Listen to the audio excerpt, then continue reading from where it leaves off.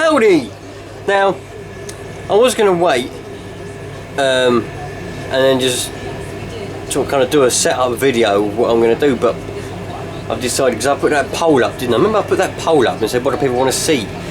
Well, I can't remember what it was now, but 50% said more engines, which will happen soon, once I get some of the clutter out of the way.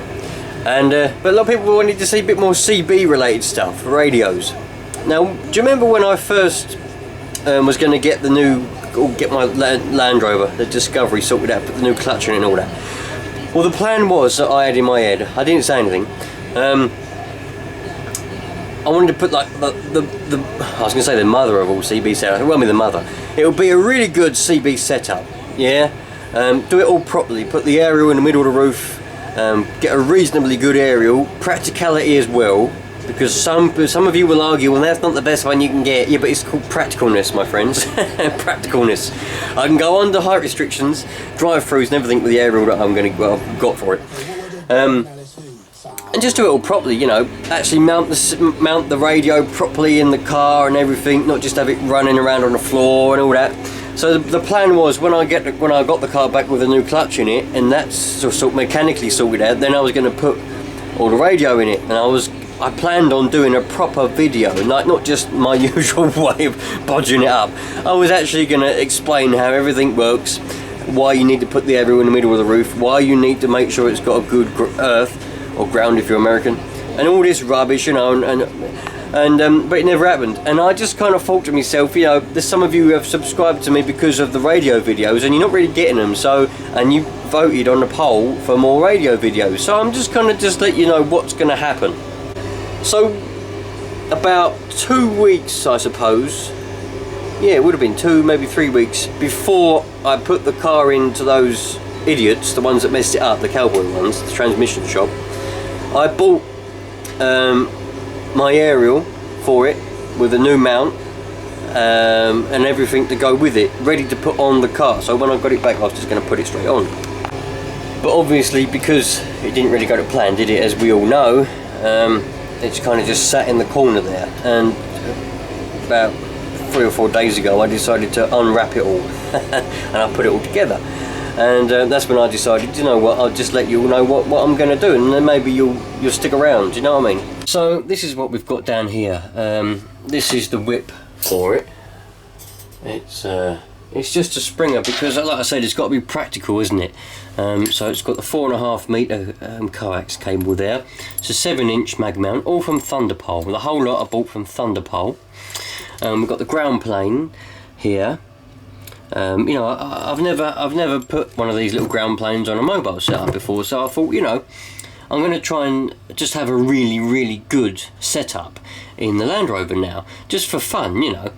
And rather than, because what I usually do is just stick an aerial on there, put a radio in, and it works brilliant, yeah, whatever. But I thought to myself, you know, let's just kind of do it properly, and we can have some fun with it, you know. Because what I could do, I wanted to get like a nice just plain UK 40 CB to put in there normally. And then if I want to, I can always just unplug the coax from the back of that radio and plug it into whatever one I want to bring along if I want to go on some handbands or whatever, can't I? And well, I say some, I can only really go on 10 metres probably with this aerial if I bring a tuner. Anyway, so that's regardless. So this is the Thunderpole Orbiter SS, so it's a stainless steel one. You've got 2 grub screws wherever they've gone.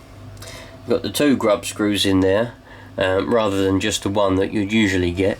I think it's 1.55 metres long, this whip, I think. Can't remember exactly, somewhere around there.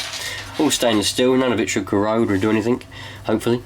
It's got the 7-inch mag mount, and yeah, because I had a gutter mount on my old Discovery 1, but obviously that's got to go to the back of the car, you know, so it's going to be radiating. If it's from the back left, it will radiate to the front left, and all that, you know, it's no good. So I'm going to put this mag mount in the middle, smack bang in the middle of the roof, or as middle as I can get, because remember the roof slopes a bit, doesn't it, on the Discovery? It goes flat and then it goes down and it goes long again. I haven't got any sunroofs, so that's a plus. So when I get the car back from being fixed, eventually at some point, however long it's going to take, I'm going to put all this on there, And yeah, so I'm going to have a proper good setup, and I'm going to do some proper videos on how to do it all, and you know, hopefully we can all communicate in the comments of my videos.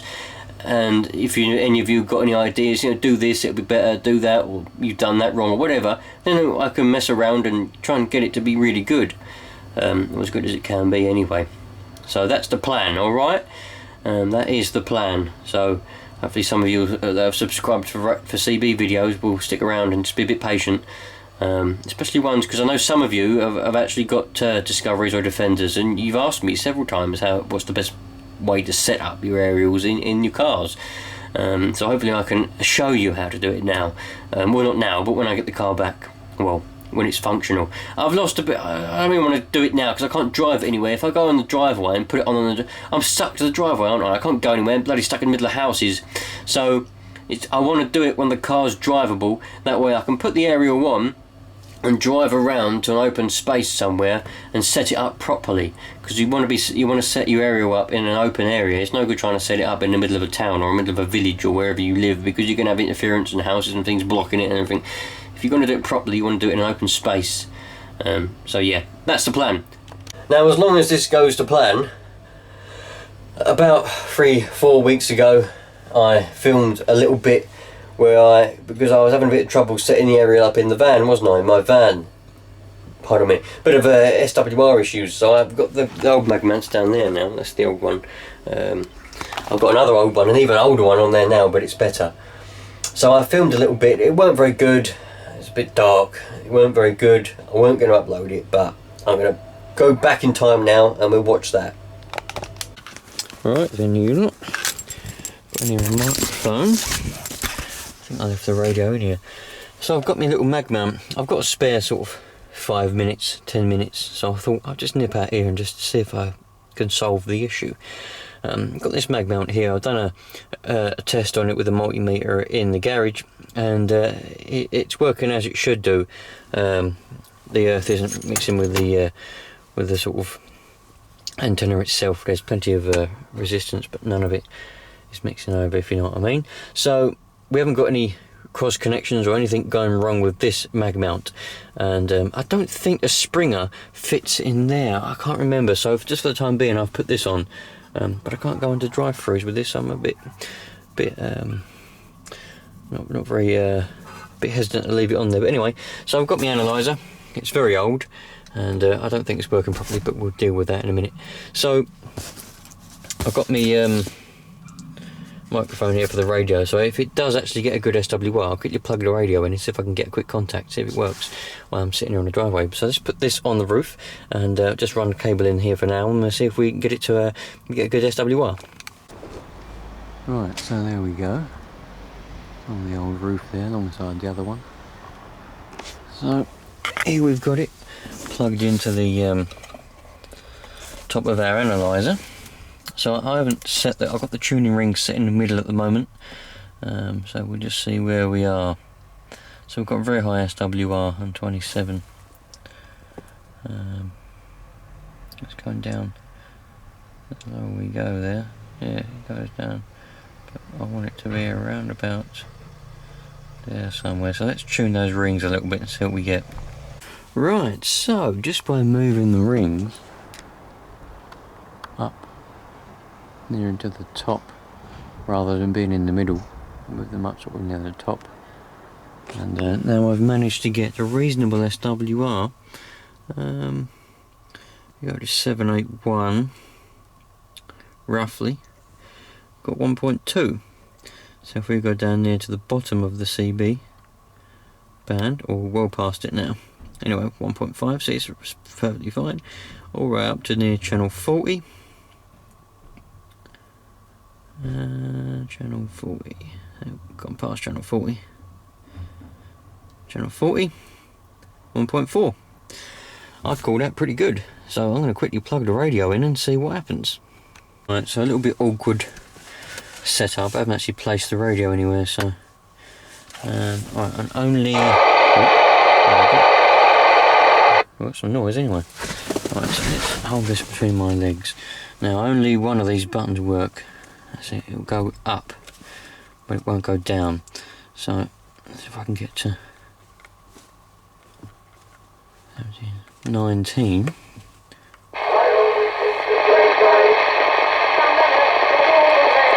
Someone's playing a bit of music.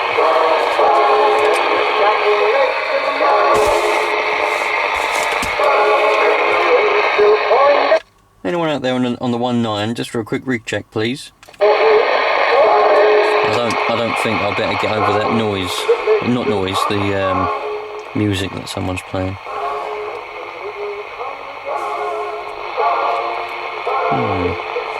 Thing is, I can't go down. If I want to go down, sometimes there's people chatting on 11. But I can't go down, so I've got to go up. I've got to go round in a circle. I'll wait until they stop playing this music. And I'll see if I can get out. But at least we know that the trouble then was probably that other mag mount that I've got on the roof there. There must be a loose connection in there somewhere.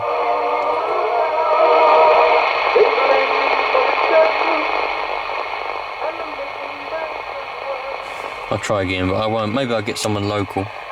Anyone out on the 19 for a quick rig check, please? Thank you.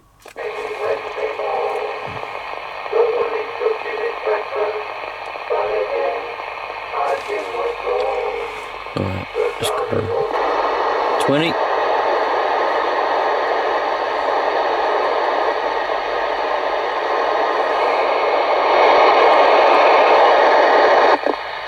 Oh. Made a noise.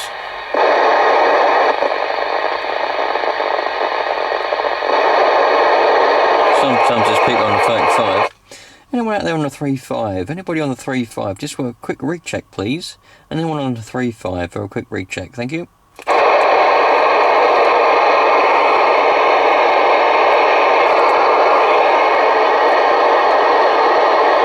No one out there.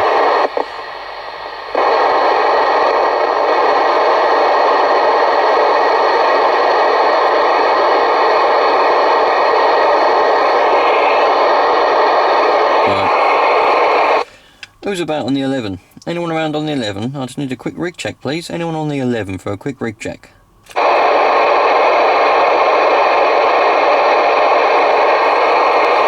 Alright, it's getting dark now. But, someone in focus over there. It's getting a bit dark now, so I'll just put that there like that. Done that wire going along there, going in there, coming down here. Put that in the back of the radio, and that's going to be how it is for now. I'm going to take all this out. I need to try and get a better radio for that, really. But it'll do the job for now. And hopefully I'll come back when I've got a bit more daylight and do a proper job and try and find somewhere to put the radio. But I'll have a look, see what's wrong with that other mag mount as well. Yeah, so as you saw, the trouble is one of my buttons don't work on that radio, does it? You can only change channels down. Or was it up, down or up? I can't remember now. So I'm thinking about I might put this is my home base unit. This is what I've got for home base. The only trouble is having it so close to this fluorescent tubing, it kind of brings on a bit of a buzz. So if I want to talk on this at the moment, I have to turn the light off and stand in the dark in order to talk. But that's regardless. So I might put this Uniace 100 in the van instead, because at least then I can actually change channels properly, because at the moment I have to kind of go all the way around. I can't go backwards or forwards. No, it's backwards and it goes upwards, and yeah, it does, and it goes up. So I may switch that around, don't know yet, but this is the only radio I've got for home base now, with a nice Delta microphone on it. It's a nice microphone actually. So